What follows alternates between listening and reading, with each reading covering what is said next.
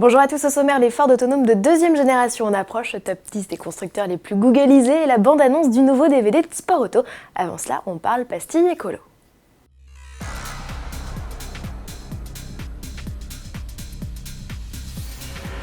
Paris, Grenoble et Lyon, 3 agglomérations où dès le 15 janvier 2017, la vignette écologique critère devient obligatoire. À mesure que l'échéance approche, le taux de commande du macaron coloré explose. Fin novembre, seulement 10 000 personnes en avaient fait la demande.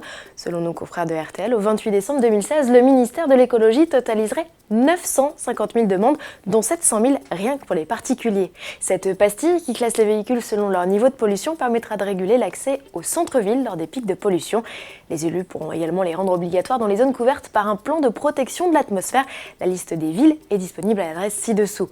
Notez que cette vignette, disponible en ligne sur le site certificat-r.gouv.fr ou en préfecture, est facturée 4,18 €. Elle ne pourra pas être délivrée aux véhicules d'avant 97, 9% des autos particulières en France, et aux 2 roues d'avant 99. Pendant quelques semaines, une tolérance sera accordée, après quoi les contrevenants s'exposeront à une amende de 68 €.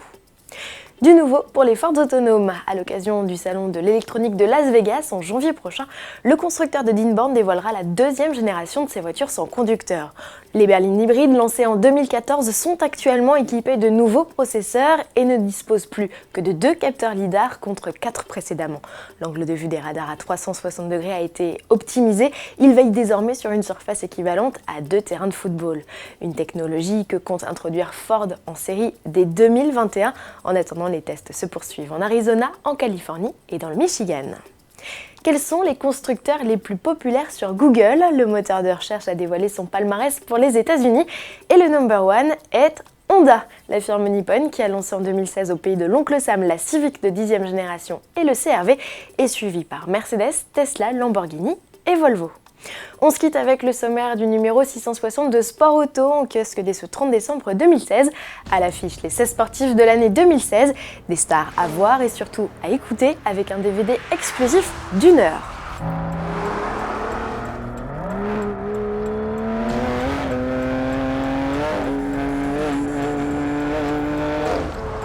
Retrouvez également une interview des 3 larrons de Top Gear France, Bruce Joigny, Philippe Lelouch et Le Tone.